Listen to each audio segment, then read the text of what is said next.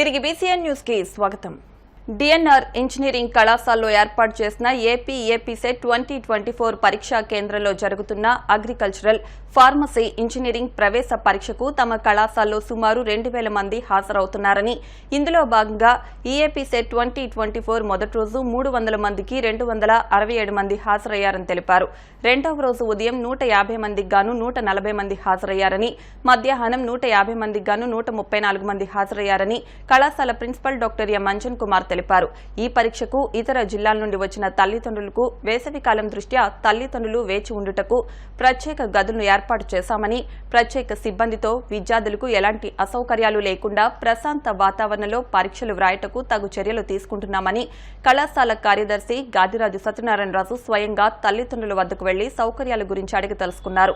కళాశాల principal doctor M Anjan Kumar మాట్లాడుతూ, గత 5 సంవత్సరాలుగా తమ కళాశాలలో టీసీఎస్ వారిచే అనేక ప్రవేశిక పరీక్షలు, ఈ సెట్, ఈఏపీ సెట్లను దిగ్విజయంగా నిర్వహిస్తున్నామని, విద్యార్థులకు కావలసిన అన్ని సదుపాయాలు, సౌకర్యాలు కల్పించామని, విద్యార్థుల తల్లిదండ్రుల కోసం వెయిటింగ్ రూమ్స్ కల్పించామని అన్నారు.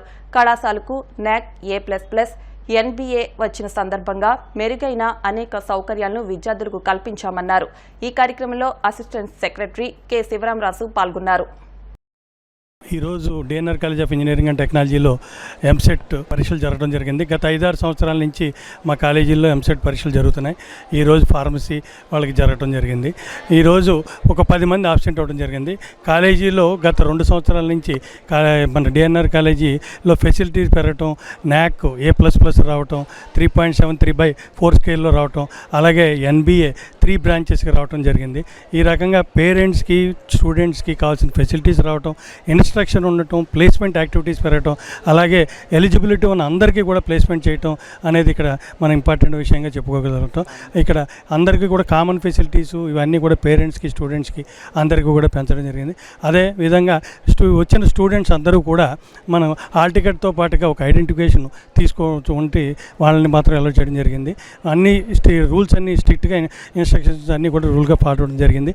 ఒక్క నిమిషం ఆలస్యమైనా కూడా ఎవరిని కూడా అలౌ చేయలేదు. ఈరోజు పిల్లలందరూ కూడా చాలా బాగా పరీక్షలు రాశారని చెప్పడానికి ఆనందపడుతున్నాం. ఎంసెట్ 2024 జరుగుతుంది. సో మేము ప్రతి పేరెంట్స్కి, ఇక్కడ వచ్చిన ప్రతి పిల్లలకి అందరికీ మంచి ఫెసిలిటీస్ అయ్యి ప్రొవైడ్ చేస్తున్నాం. సో వాళ్ళకి అన్ని రకాల, వాళ్ళకి ఏదైనా సరే, చాలామంది కొంతమంది ఫిజికల్లీ హ్యాండిక్యాప్డ్ ఉంటే మేము అవన్నీ ప్రొవైడ్ చేసి వాళ్ళకి ఎంత స్మూత్గా ఎగ్జామ్ రాసే విధంగా మంచి గుడ్ ఎన్విరాన్మెంట్ ప్రొవైడ్ చేసి మేము అటువంటి సౌకర్యాలే ప్రొవైడ్ చేస్తాం. ఎంసెట్ 2024 కండక్ట్ చేయడం జరిగింది. ఇది టీసీఎస్ వారి ఆధ్వర్యంలో జరగడం జరుగుతుంది. వచ్చిన పేరెంట్స్కి ఎటువంటి ఇబ్బంది లేకుండా వెయిటింగ్ హాల్స్ కల్పించడం, అందులో 3 గంటలు ఎగ్జామ్స్ రాస్తున్నప్పుడు స్టూడెంట్స్ వాళ్ళ పిల్లలు పేరెంట్స్కి వెయిటింగ్ హాల్లో కూర్చోబెట్టి వాళ్ళకి కావాల్సిన సదుపాయాలను కల్పించడం జరిగింది. మేనేజ్మెంట్ వారి సహకారంతో ఈ ఎగ్జామ్స్లో ఎలాంటి ఇబ్బంది లేకుండా, పేరెంట్స్కి అలాగే పిల్లలకు కూడా ఇబ్బంది లేకుండా ఏర్పాట్లు చేయడం జరిగింది. ఈరోజు EAMCET 2024 exam DNR college engineering డిపార్ట్మెంట్లో జరగడం చాలా సంతోషకరం. ఇక్కడ ఎన్వైర్న్మెంట్ అంతా కూడా చాలా బాగుంది. మెయిన్ ఏంటంటే పిల్లలందరికీ మంచి ఫెసిలిటీస్ అన్నీ కూడా ప్రొవైడ్ చేశారు. పీస్ఫుల్ అట్మాస్ఫియర్ అనమాట. డిఎన్ఆర్ అంటే it's a great autonomous college.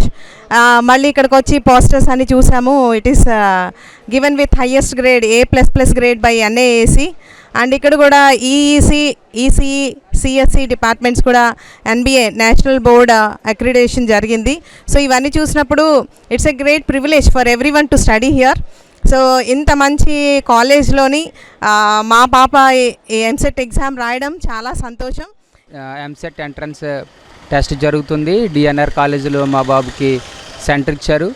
ఇక్కడ ఉదయమే మేము వచ్చాము, బాగా రిసీవ్ చేసుకున్నారు. డిపార్ట్మెంట్ అంతా కూడా తల్లిదండ్రులు రెస్ట్ తీసుకోవడానికి, అలాగే పార్కింగ్, మంచి వాతావరణం ఉందండి ఇక్కడ. ఏంటంటే యాక్సిడెంట్ అయ్యి మా బాబుకి కాలేజీకి తీసుకొచ్చానండి. తీసుకొస్తే బాగానే చూశారండి. పైకి కూడా మమ్మల్ని బాగానే తీసుకెళ్ళి బాగానే చూశారండి. సౌకర్యాలు బాగా చూశారండి. అన్ని పైన కూడా మా అబ్బాయి చేత దగ్గరుండి అన్నీ బాగా రాయించారండి. ఇక్కడ ఫెసిలిటీస్ అంతా బాగున్నాయి. ఫ్యాకల్టీ కూడా మంచిగా ఉన్నారు. మేము ఇక్కడ ఎగ్జామ్ రాయడం కూడా చాలా బాగుంది. మాకు అన్ని ఫెసిలిటీస్ మంచిగా ఉన్నాయి. ఫ్యాకల్టీ కూడా చాలా మంచిగా మాట్లాడారు. అన్ని అవైలబిలిటీస్ అంతా మంచిగా ఉన్నాయి. ఎగ్జామ్ కూడా బాగా రాసాము. అంతా ఇక్కడ కండిషన్స్ కూడా అంత మంచిగా ఉన్నాయి కాబట్టి మేము కూడా ఎగ్జామ్ మంచిగా రాయగలిగాం. నేను ఎగ్జామ్ రాయాలని అనుకున్నాను, కానీ ఈరోజు డిఎన్ఆర్ ఇంజనీరింగ్ కాలేజ్ వాళ్ళు రాయడానికి చాలా సహాయం చేశారు. పైకి వెళ్ళడానికి కూడా నాకు సహకరించారు. అలాగే ఇన్విజిలేటర్స్ కూడా బాగా చూశారు. ఎగ్జామ్ ఎవరినో చూసి రాయకుండా బాగా రాయించారు. అకాల వర్షాలకు ఆరుగాలం కష్టపడి పండించిన వరి రైతులకు పాలకొల్లు ఎమ్మెల్యే నిమ్మల రామానాయుడు బాసటగా నిలిచారు. రైతుల కష్టాన్ని చూసి తాను కూడా స్వయంగా ధాన్యాన్ని బస్తాల్లోకి నింపారు. ఈ సందర్భంగా ఎమ్మెల్యే మాట్లాడుతూ అకాల వర్షాలకు రైతులు తీవ్ర ఇబ్బందులు ఎదుర్కొంటున్నారని వాపోయారు. ధాన్యం మాసూలు చేసి 10 రోజులవుతున్నా సంచుల కొరతతో రోడ్లపై రాసులుగా పోసుకున్నారని అన్నారు. రైతులకు వెంటనే సంచులు పంపిణీ చేసి ఆదుకోవాలని కలెక్టర్ను కోరినట్టు తెలిపారు.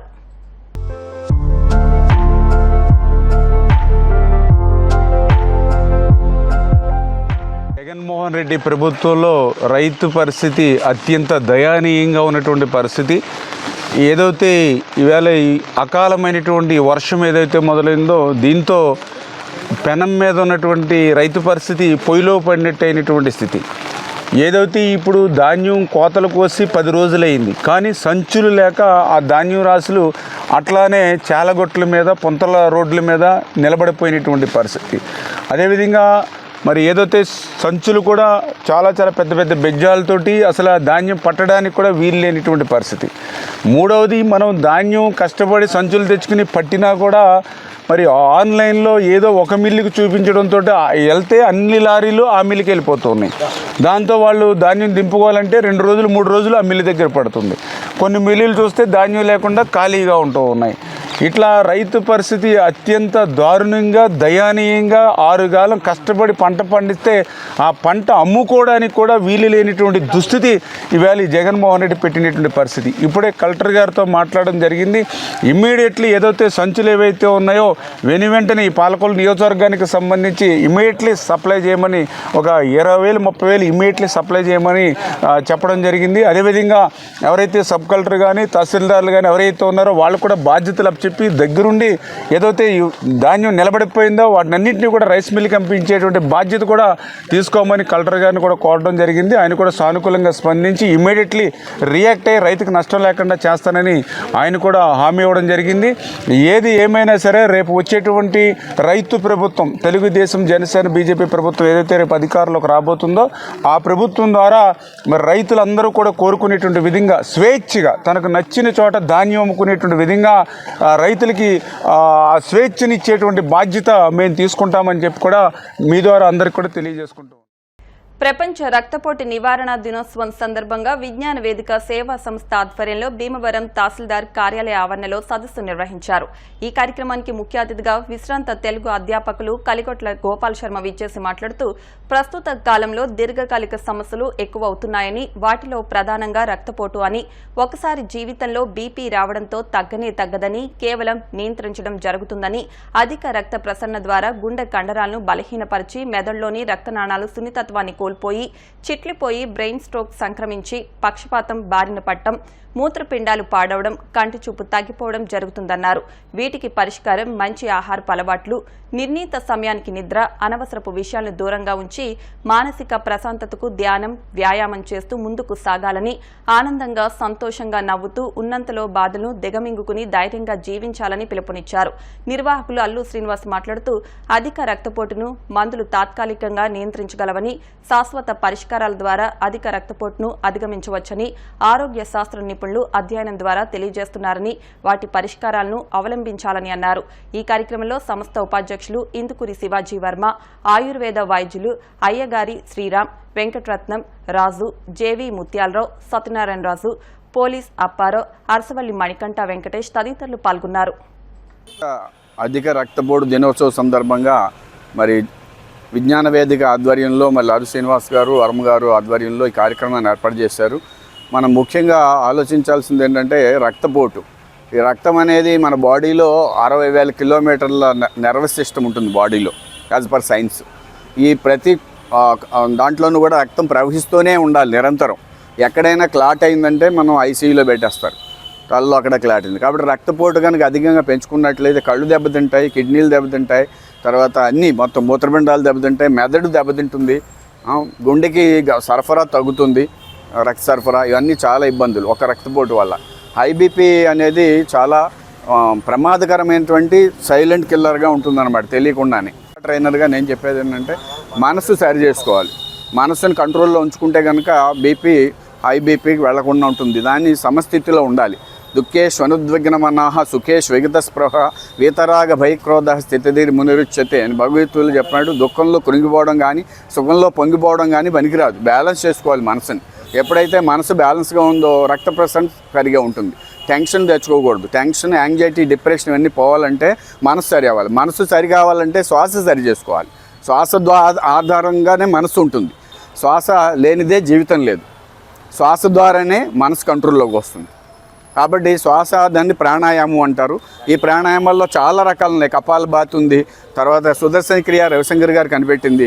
అలాగే ఇంకా చాలా ఉన్నాయి. నాడీ శోధన ప్రాణాయామం. నాడీ శోధన చేయటం వల్ల రక్తం బీపీ కంట్రోల్లోకి వస్తుంది. నాడీ శోధన ప్రాణాయామం, దాన్ని అనులోమ విలోమ ప్రాణాయామం అంటారు. కాబట్టి ప్రాణాయామాలు నేర్చుకోవాల్సిందిగా కోరుతూ ఇవాళ మరి అధిక రక్తపోటు సందర్భంగా, ప్రపంచ అధిక రక్తపోటు దినోత్సవ సందర్భంగా మరి ఈ కార్యక్రమాన్ని ఏర్పాటు చేసిన మరి అల్లు శ్రీనివాస్ గారు, విజ్ఞాన వేదిక, అలాగే మన వరం గారికి, అలాగే సభ్యులందరికీ నా నమస్కారాలు తెలియజేస్తూ తప్పనిసరిగా అందరూ కూడా ప్రాణాయామాన్ని అవలంబించండి అని కోరుకుంటున్నాను. ప్రపంచ అధిక రక్తపోటు దినోత్సవం అంటే మనకి ఈ సృష్టిలో మానవునికి ఉన్నటువంటి ఒత్తిడి, విపరీతమైన ఒత్తిడి, ఈ టెన్షన్కి గురవడం, తద్వారా అధిక రక్త ప్రసరణ జరిగి మనకు ఉన్నటువంటి ప్రధాన అవయవాలైనటువంటి కిడ్నీలు, అలాగే గుండె, ఇవన్నీ కూడా వాటి ద్వారా అనేక దీర్ఘకాలిక వ్యాధులు సంక్రమించి పక్షవాతం అని, కిడ్నీలు చెడిపోవడం అని రావడం, ప్రాణాంతకమైనటువంటి వ్యాధులను కూడా ఈ అధిక రక్తపోటు ద్వారా రావడం జరుగుతుంది. అంటే మాది ఏదైతే ప్రశాంతతగా ఉంటే ఈ టెన్షన్ అనేది తగ్గుతుందో దానివైపు మన మనసు మళ్లించి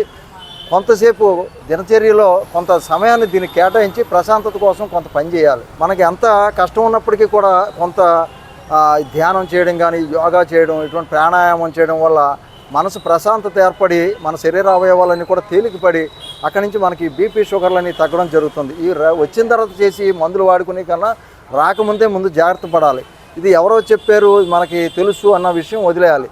ఎందుకంటే మందుల వల్ల ఎట్టి పరిస్థితుల్లో కూడా ఆ వ్యాధి నయం అవ్వదు, కంట్రోల్ అవుతుంది. ఇది రాకముందే చూసుకున్నట్టయితే మనం వీటి నుంచి బయటపడవచ్చు. మరి ప్రతి ఒక్కరూ కూడా ప్రశాంతత కోసం మన టైంని కొంత కేటాయించి ఎంత పనులు ఉన్నప్పటికీ కూడా ఒత్తిడిని తగ్గించుకుని మైండ్ సెట్ని కూడా క్లియర్ చేసుకోవాలి. అధిక రక్తపోటు దినోత్సవం సందర్భంగా ఈరోజు మాకు వక్తగా ఇచ్చేసినటువంటి కలిగొట్ల గోపాల శర్మ గారు, విశ్రాంత తెలుగు అధ్యాపకులు, వారి సందేశంతో ఈ కార్యక్రమం మేము ఏర్పాటు చేయడం జరిగింది. మరి ఈ కార్యక్రమంలో పాల్గొన్న అందరికీ కూడా నమస్కారాలు, ధన్యవాదాలు. భీమవరం నియోజకవర్గ కాంగ్రెస్ పార్టీ ఎమ్మెల్యే అభ్యర్థి అంకెం సీతారాం ఆధ్వర్యంలో భీమవరం కాంగ్రెస్ పార్టీ యూత్ కాంగ్రెస్ నాయకుల సమావేశం జరిగింది. ఈ సమావేశంలో అంకెం సీతారాం మాట్లాడుతూ ప్రభుత్వం వెంటనే రైతులను ఆదుకోవాలని, రైతులు సమస్యలపై వెంటనే ప్రభుత్వం స్పందించాలని, అలాగే ప్రభుత్వం వెంటనే జనవరి నుండి ఆగిపోయిన పథకాలన్నీ కూడా వెంటనే రిలీజ్ చేయాలని డిమాండ్ చేశారు. ప్రజలకి ఏ ఇబ్బంది లేకుండా ప్రభుత్వం వెంటనే చర్యలు తీసుకోవాలని కోరారు. యూత్ కాంగ్రెస్ జిల్లా అధ్యక్షులు సోము నాగకేశవబాబు మాట్లాడుతూ జిల్లాలో ఎలక్షన్ నిమిత్తం యూత్ కాంగ్రెస్ నాయకులు ఎంతో కష్టపడ్డారని, పార్టీ కోసం పనిచేసిన వారికి కృతజ్ఞతలు తెలియజేశారు. బోనం రవికుమార్, ఏబీ రామరాజు, గౌరీ నాయుడు, సనకం మోహన వెంకటరవి, కొల్లి రమేష్, అంకెం జయదీప్ తదితరులు పాల్గొన్నారు. మన కాంగ్రెస్ పార్టీ ఆఫీస్లో మన కాంగ్రెస్ పార్టీ ఆఫీస్లో యూత్ కాంగ్రెస్ అధ్యక్షుడు సోము ఆధ్వర్యంలో యూత్ కాంగ్రెస్ సమావేశం జరిగింది. సమావేశంలో యూత్ కాంగ్రెస్ మరియు మా కాంగ్రెస్ భీమవరం నియోజకవర్గంలో ఉన్న కాంగ్రెస్ కార్యకర్తలతో అందరితో మాట్లాడడం జరిగింది. ప్రజెంట్ వాతావరణం బాగా ఇబ్బందికరంగా ఉంది.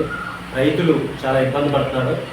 ప్రభుత్వం వెంటనే తక్షణమే రైతుల్ని వెంటనే ఆదుకోవాలని చెప్పి మా యూత్ కాంగ్రెస్ మరియు కాంగ్రెస్ పార్టీ డిమాండ్ చేస్తుంది. అలాగే మన జనవరి దగ్గర నుంచి ఇప్పుడు దాకా మన ఎలక్షన్ ముందు దాకా బటన్ నొక్కారు, జగన్ రెడ్డి గారు బటన్ నొక్కారు, నొక్కిన ఏవి కూడా ప్రజలకి చెయ్యూత కానీ, లేకపోతే రైతులకు రావాల్సింది కానీ, లేకపోతే అసరా కానీ, విద్యా దీవెన కానీ, ఇవన్నీ కూడా ఏమీ ప్రజలకు అందుబాటులో లేవు. ఇవన్నీ కూడా ప్రభుత్వం వెంటనే చూసి ప్రజలకి అందుబాటులో ఉండాలని చెప్పి అధికారులు అందరూ కూడా ముందుగా రైతులను ఆదుకోవాలని చెప్పి మేము ఈరోజు ఈ సమావేశం పెట్టడం జరిగింది. ఈరోజు మన భీమవరం నియోజకవర్గంలో భీమవరం పట్టణంలో గల కాంగ్రెస్ పార్టీ కార్యాలయంలో మన భీమవరం నియోజకవర్గ ఇన్ఛార్జ్ కాంగ్రెస్ పార్టీ అధ్యక్షులు నియోజకవర్గ ఇన్ఛార్జ్ అయిన అంకెం సీతారాం గారిని కలిసి యూత్ కాంగ్రెస్ సీతారాం గారికి మరియు 7 నియోజకవర్గాల ఇన్ఛార్జీకి కూడా ఎంతో కృషి చేసి వారి గెలుపుపై చాలా కృషి చేశారు. అందరికీ కూడా కృతజ్ఞతలు తెలియజేసుకుంటూ, అలాగే రైతుల సమస్యలపై మాట్లాడేందుకు ఈరోజు ఈ ప్రోగ్రాం చేయడం జరిగింది. ఆఫీసులో అందరూ కూడా పాల్గొని ఈ ప్రోగ్రాన్ని కార్యకర్తలు, నాయకులు మరియు యూత్ కాంగ్రెస్ నాయకులు అందరూ కూడా ఈ కార్యక్రమంలో పాల్గొన్నారు. వార్తలు ముగించే ముందు ముఖ్యాంశాలు మరొకసారి. పుట్టినరోజున ప్రతి ఒక్కరూ సేవా కార్యక్రమాలు చేసి తమ దాతృత్వాన్ని చాటుకోవాలి. రాష్ట్ర ప్రభుత్వ విప్ ఎమ్మెల్యే గ్రంథి శ్రీనివాస్. భీమవరంలో అతిరాత్ర మహాయాగంలో పాల్గొని ప్రత్యేక పూజలు నిర్వహించిన రాజ్యసభ మాజీ సభ్యురాలు సీతారామలక్ష్మి, ఉండి ఎమ్మెల్యే రామరాజు, మాజీ ఎమ్మెల్యే అంజుబాబు. 18 సంవత్సరాలు నిండిన ప్రతి ఒక్కరూ 6 నెలలకు ఒకసారి రక్తపోటు పరీక్షలు చేయించుకోవాలి. రక్తపోటు నివారణ దినోత్సవంలో జిల్లా వైద్య ఆరోగ్యాధికారి మహేశ్వరరావు. అకాల వర్షాలకు నష్టపోయిన రైతులను ఆదుకోవాలి. పాలకొల్లు ఎమ్మెల్యే నిమ్మల రామానాయుడు. ఇవి వాటి వార్తా విశేషాలు. మరిన్ని వార్తా విశేషాలతో నెక్స్ట్ బులెటిన్లో మళ్ళీ కలుద్దాం. అంతవరకు సెలవు. నమస్కారం.